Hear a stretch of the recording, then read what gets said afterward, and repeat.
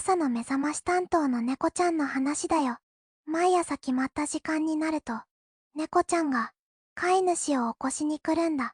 顔をポンポン叩いたり、泣いたりして一生懸命なんだよ。